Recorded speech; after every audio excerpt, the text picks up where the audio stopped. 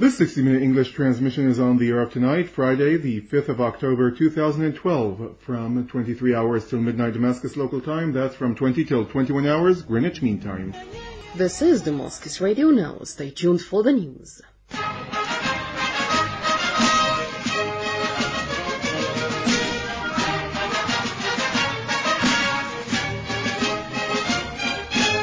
Ladies and gentlemen, good evening. The armed forces today announced clearing several areas and roundabouts in the city of Aleppo from the mercenaries and terrorists. 3 girls were martyred by a mortar bomb fired by an armed terrorist group at the Midan neighborhood in Aleppo. The armed forces also released 8 civilians who were kidnapped by the armed terrorist groups in the Qudsiya area of Damascus countryside. An official source told the news reporters that the army units released civilians in the area. The source also added that another unit of the armed forces carried out qualitative operations in which they released a number of civilians a couple of days ago. The armed forces also released the kidnapped citizen Bassam al-Hassan and Ibrahim Ali from the same area. A unit of the armed forces seized a car loaded with explosives in the Hama town. An official source told the news reporters that the army units stormed into the hideout of the terrorists and they killed and they injured many of them. The source added that many also were found in a field hospital in the area. The engineering units also dismantled 15 explosive devices, each of which weighed about 50 kilograms. These devices were planted by the terrorists in the Halime town. Over to you, Lama. Thank you, Khalid. Authorities in Aleppo province released on Thursday, the 22nd, 22 people who got involved in the recent events and whose hands are clear of the Syrian blood. The authorities on Friday seized large amounts of machine guns, sniper rifles, ammunition, and satellite communication devices in hideouts of the armed terrorist groups in a Salamiyah area in the northern countryside of Hama province. A military source told Sana reporter that the seized weapons include 49 machine guns, RBJ launchers, PKK machine guns, a 14.5 mm machine gun, 3 12.7 mm machine guns, 4 BKK machine guns, 4 sniper rifles, and 4 RBJs. The source added that an Arabsat satellite communication device and 25 Turkish-made military bets, in addition to large amounts of medicine and medical equipment, were also seized. In Daraa, a unit of the armed forces on Friday clashed with armed terrorist groups that had been attacking citizens and law enforcement forces in Al-Sayfri town in the eastern countryside of the province. A source in the province told Sana reporter that a large number of terrorists were killed in the clashes. Bodies of terrorists Subhi Jofi, Ali Hassan al-Sulaiman, and Kinal Masri were identified among the dead.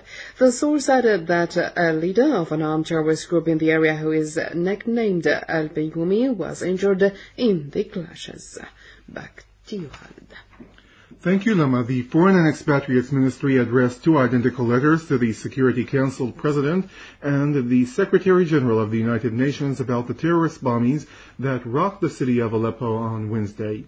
The ministry said that the letters on Wednesday, October the 3rd, the city of Aleppo witnessed a series of fatal suicide terrorist bombings as the citizens were heading to their work and their studies, to their schools and universities, and that the terrorists of Al-Qaeda have hit the area and that they are responsible for this, according to a statement made by Jabhat al-Nusra group, which is affiliated to the Qaeda organization.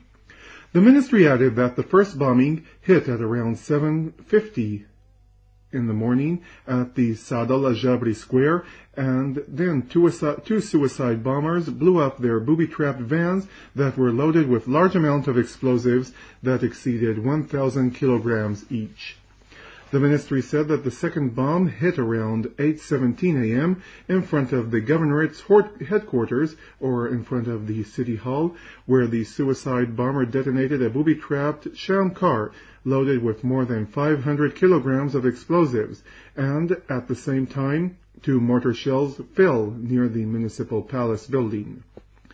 The ministry said that the third bombing occurred at 10:35 a.m. when the engineering units were attempting to dismantle a 1,000-kilogram explosive device also put in a sham car when the terrorists detonated it remotely near the Amir Hotel at the Aleppo Chamber of Commerce and the Central Bank. The ministry pointed out that the initial toll of the terrorist bombings reached 34 people and 221 injured people in addition to the bodies of 3 terrorists among the dead, adding that the terrorist bombings caused great damage to the public and private properties, the official buildings, hotels, and residential buildings in the area and its surroundings, in addition to the destruction of 250 public and private cars. The ministry underlined that this cowardly attack was perpetrated by Al-Qaeda-affiliated Jabhat al-Nusra group, which is becoming remarkably active in the Syrian arena, and it is an episode in the series of the terrorist attacks that the Syrian provinces are witnessing at the hands of the terrorists and the criminal gangs and the mercenaries who are fleeing into the Syrian lands and being aided by money, weapons, training, and shelter by some countries in the region, and these countries are providing them with all that they need, in addition to the political and media support. The ministry said that such barbaric terrorist acts against both the military and the civilian areas set a clear example of the acts of terrorism which the international community agreed on condemning, and that the member states agreed on taking certain measures against them. The ministry also concluded by saying that the Syrian Republic is looking forward to the Security Council's clear condemnation for the terrorist acts which hit Aleppo City on Wednesday. It added that, continuing the policy of the double standards which is being carried out by the behavior of France and the United Kingdom, Germany, and other allies, and they address this issue in the relevant region and reach an extinct political hypocrisy in dealing with the acts of the international terrorism in the world, which will be another evidence that some regional and international sides have gone so far as part of the organized terrorism which targets Syria and its people in the persistent way, and this will also take place in the future. Over to you, Lama. Thank you, Khaled. The regional leadership of Al-Ba'ath Arab Socialist Party stressed that the battle in which the Syrian armed forces are currently engaged is the decisive battle for saving the national and pan-Arab project, given that the majority of Arab regimes have become tools for the anti-Arab nation project advocates. In a statement on Thursday on the occasion of the 39th anniversary of Tishrin October Liberation War, the regional leadership said the anniversary revives the feelings of national pride in victory which led to the emergency of the culture of resistance and its liberation's impact on the Arab land. Russian Foreign Minister Sergei Lavrov considered the rejection of the Western countries in the UN Security Council to condemn the terrorist bombings in Syria as a sorrowful reality, expressing regret over the UN Security Council's continuous rejection of condemning such acts.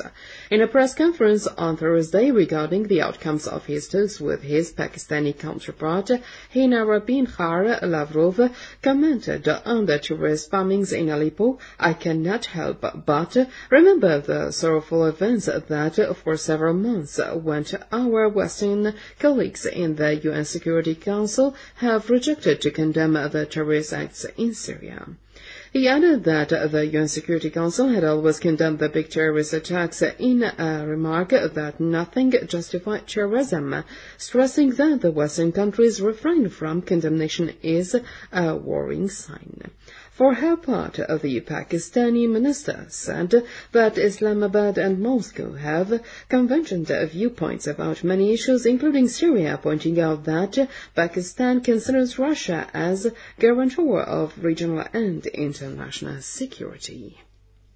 The Russian President's special envoy to the Middle East, Deputy Foreign Minister Mikhail Pagdanov, stressed that Russia is still proposing issuing a pending resolution at the UN Security Council in Syria based on the Geneva Statement. Russia Today website quoted Pagdanov as saying that his country wants a second meeting of the Action Group on Syria to be held soon at any level with the aim of tackling the issue of coordinating steps to implement the Geneva Statement. The Russian Deputy Foreign Minister said the issue demands more effort and hard work in dealing with all the Syrian sides. He expressed hope that the UN envoy to Syria, Lakhdar Ibrahimi, pays a visit to Russia soon, indicating discussions by phone made in New York between Foreign Minister Sergei Lavrov and Ibrahimi, in which the latter was invited to visit Moscow.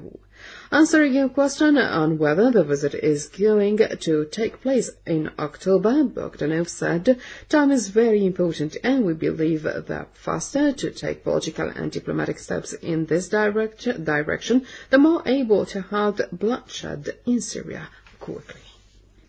The Lebanese detainee Hassan Ali, recently arrested by the Lebanese army, confessed to supervising smuggling arms into Syria, training gunmen in the area also. The Lebanese Al-Manar channel on Thursday said Ali also admitted to joining the so-called Islamic Jihad, a newly established military organization that is also linked to Al-Qaeda. Al-Manar pointed out that the Lebanese military investigating judge issued the indictment against the detainee on charges of training gunmen and smuggling weapons to Syria. Ali was arrested by the Lebanese army in Al-Breh area, which is west of Al-Biqa. Thousands of Turkish citizens in Istanbul, Ankara, and other cities on Thursday protested against the policies adopted by the government of the Justice and Development Party, the AKP government, which is headed by Recep Tayyip Erdogan, and it is increasing the tension in the region and thus threatening the security in implementing the Western agendas that do not serve the interests of the Turkish people. In Istanbul city, thousands crowded in the main square in response to calls by a number of left-wing parties, raising large banners with "No War" written on them. The protesters also chanted slogans condemning the West and its support of the terrorism in the region, stressing that the AKP government is dragging Turkey into the imperialist war by proxy under Washington's instructions. In Ankara, hundreds of citizens gathered in front of the parliament building denouncing the current government's subjection to the Western policies and being a tool of the aggression against peoples of the region. The Turkish citizens also stressed their keenness on preserving the best relations with the Syrian people, reiterating rejection of turning their country into a base of terrorism. During these protests, members of the Turkish police tried to separate the protesters by force through beating them and firing tear gas against them. The deputy leader of the Republican People's Party said that Erdogan's government has shown no reaction or moved a finger when the Israeli authorities killed 9 Turkish citizens aboard the Gaza-bound ship. They also said that our stance is clear and we don't want war against anybody and we don't want to be a tool in the hands of anyone. Back to you, Lama. Thank you, Khalid. Leaders of clans and tribes and a number of popular and social figures in Raqqa province stressed their adherence to national unity and dialogue and voice rejection of all forms of foreign interference in Syria's internal affairs. They reiterated their standing against the conspiracy which aims to undermine Syria's stability. And finally, ladies and gentlemen, Iran's Deputy Foreign Minister for Arab and African Affairs, Hossein Amir-Abdollahian, condemned Aleppo terrorist bombings on Wednesday, which claims the lives of tens and injuring others. In a statement on Thursday, he expressed sympathy for the victims' families, stressing that committing such ugly crimes prove the weakness and inability of the terrorist groups in the face of the Syrian people's strong will. With this, ladies and gentlemen, we have reached the end of our news bulletin for tonight. Thank you for joining us. Damascus Radio presents News and Views.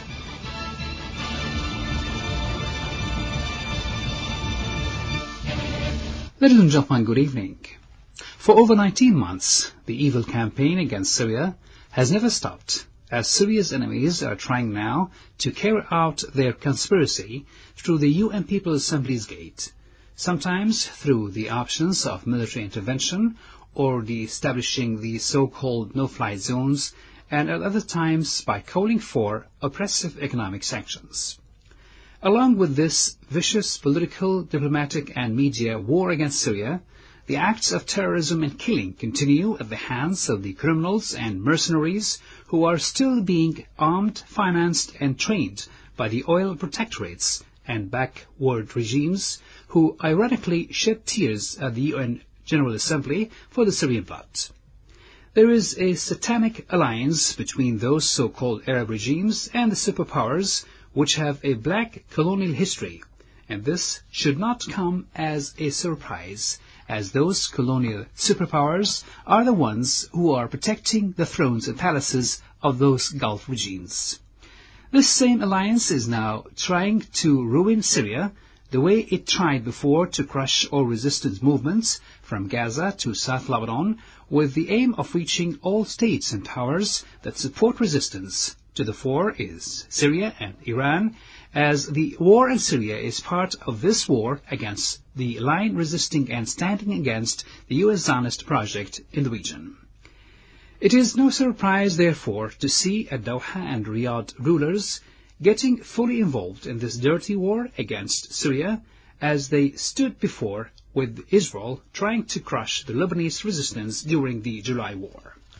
It is important to point out as a conclusion, however, that as we fight this universal war here in Syria, we can confirm that cooperation and solidarity relations with the states and powers that support resistance are being consolidated and coordinated, and together we will achieve the aspired for victory, for the simple fact that no people fighting for rights and justice will ever fail.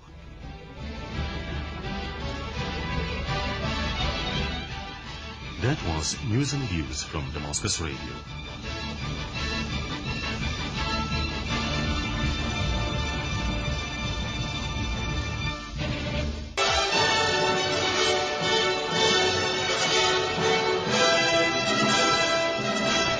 Damascus Radio presents Syrian Local Press Review.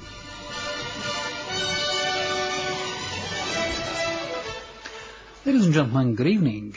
The Syrian newspapers published today highlighted the following headlines and news items. The Foreign Ministry issues a statement saying, quote, "We are looking forward to the Security Council's clear condemnation of the Aleppo terrorist bombings," end quote. Lavrov expresses regret over the UN Security Council's Western states' rejection to condemn Syrian terrorist bombings. Iran condemns the Aleppo terrorist bombings, saying that foreign sides supporting terrorists are partners in their crimes. The Ba'ath Party announces that today's battle actually decisive to save the Pan-Arab project. The authorities in Aleppo released 22 people involved in the recent events, but whose hands are clear of the Syrian blood. The tribal leaders and popular figures in Raqqa stress adherence to the national unity. Arab foreign media delegation expect a situation of families in makeshift centers in Damascus. A Lebanese detainee admits to smuggling weapons into the Syria and training gunmen. Thousands of Turks protest against Erdogan's government's policies, want best relations with Syria.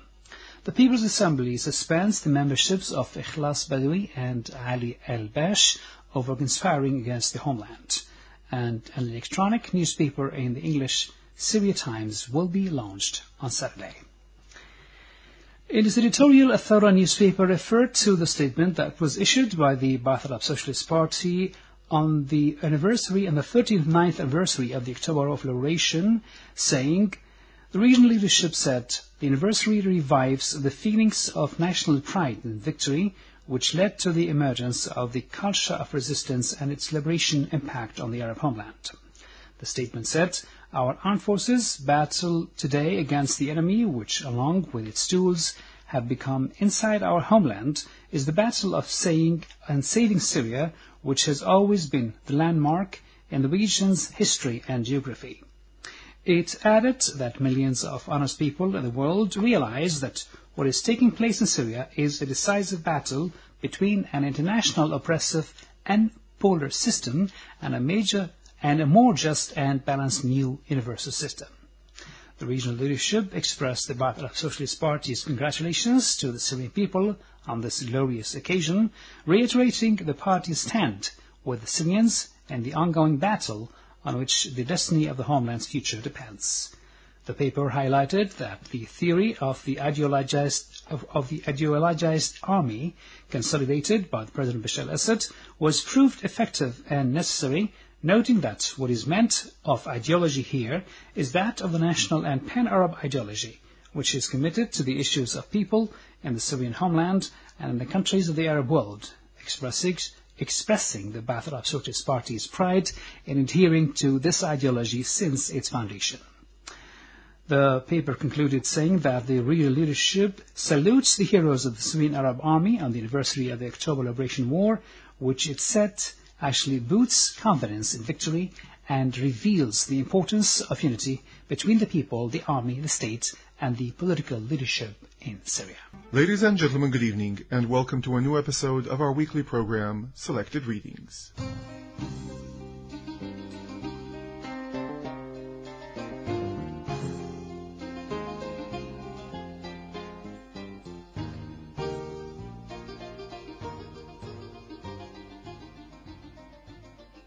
In tonight's edition, we're going to be talking about the cinema director, Jude Saad, who starts shooting his new film, My Last Friend.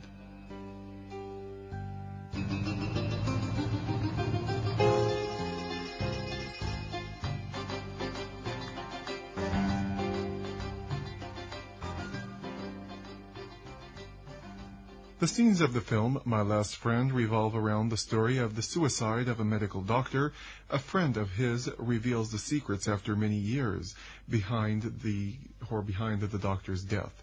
The film events start on the New Year's Eve of the year 2010 with the return of Yusuf, who is the medical investigator, to Damascus after 20 years of absence. The investigator Yusuf returns to discover that the life of his friend, Dr. Khalid, who committed suicide, though he was a friendly and a well-known personality, but he lived a controversial life with his family. The director of the film, Jude Saad, said that this film carries flashbacks in time and the facts that reveal regarding the cases of the suicide led us to what has been accumulated in Damascus during many years. So the case, which has some kind of speciality, directs us to the general vision of the city itself.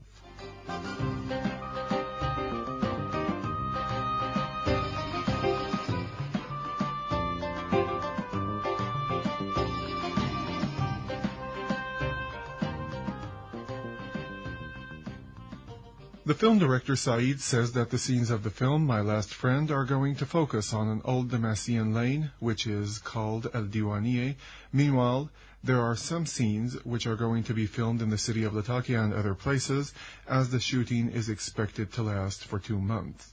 Then the film will enter into the phase of production, and it will be ready by the spring of next year.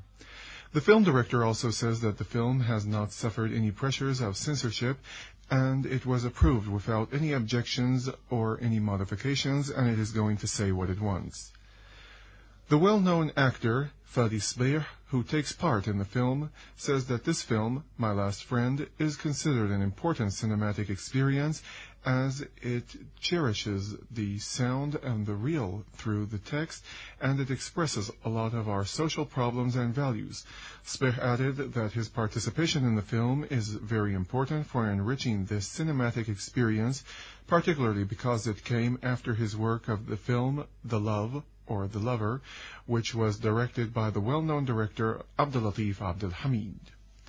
It is also to be noted that the director Jude Saad has directed 2 other short films under the titles Monologue, that was in the year 2007, and Farewell in the year 2008, in addition to his first long film, which won the prize at the Damascus Film Festival in the year 2009 as the best long film.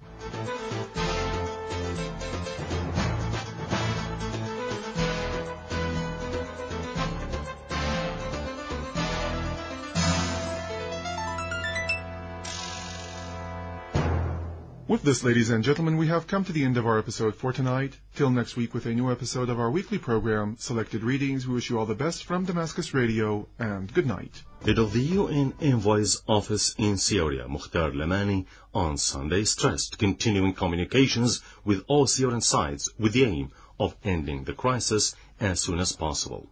In a statement to journalists, following his meeting with Minister of State for National Reconciliation Affairs, Dr. Ali Haidar, in Damascus, Lamani said that his visit to Homs and his meeting with the Syrian Arab Red Crescent aimed at inspecting the current situation in the city. He added that he met members from the armed groups during his visit to Arrestan area. Lamani said that his talks with Minister Haidar dealt with internal, regional, and international aspects of the crisis in Syria, through exchanging information and viewpoints and working to unify efforts to solve the crisis. On his part, Minister Haidar stressed that the Syrian government does not mind the meeting between Lamani and any other Syrian party, whether it is armed or not armed.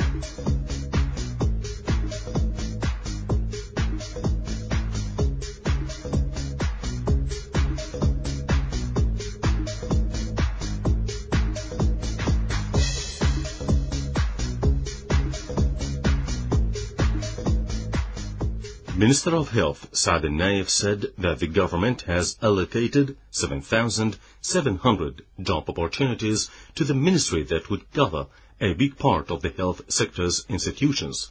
He pointed out that cooperation with friendly countries such as Iran, Russia, Belarus, Democratic Korea, and India is on to get soft loans for fulfilling mega projects. The minister clarified that the losses of the health sector due to the terrorist acts have reached 6 billion Syrian pounds as 57 hospitals were damaged, 18 of which got out of service, and 387 ambulances got harmed. Naif added that the national medicine covers 93% of the citizens' needs, while the ministry is working on securing the qualitative kinds of medicines through the direct purchasing or through the international organization's aid. Deputy Health Minister Rajwa Jubaili said kidney transplant drugs are available, as we have found an alternative source for the European.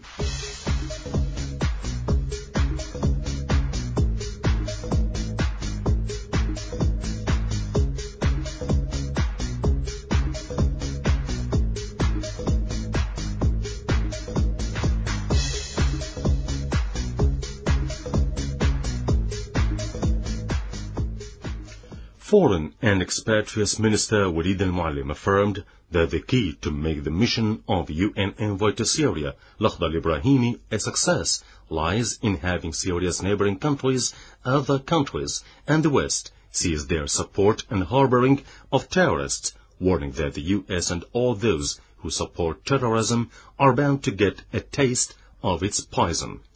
In an interview on Al Mayadeen TV broadcast in full on Monday, October 1st, 2012, Al-Muallim voiced confidence that the tolerant and patriotic Syrian people will overcome the crisis by engaging in a comprehensive national reconciliation that would reconstruct the Syrian social fabric and build a better future for Syria and its children.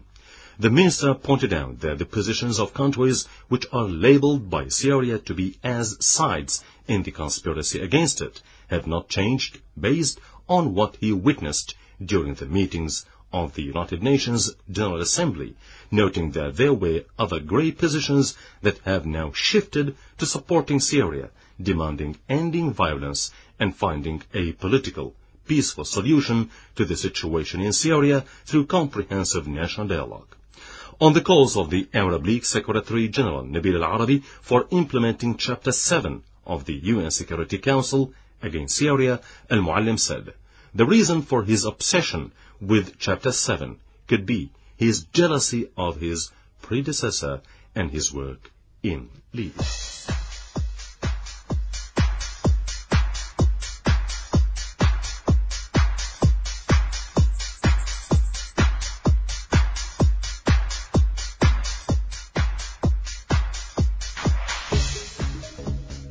that was Arab Newsweek from Damascus Radio.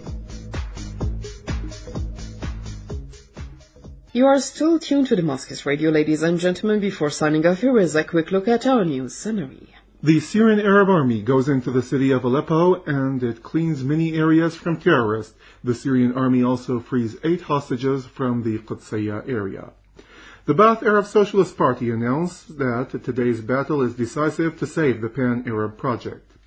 The Foreign Ministry issues a statement saying that we are looking forward for the Security Council's clear condemnation of the Aleppo terrorist bombing, as the Russian authorities have already condemned this, and so have Iran.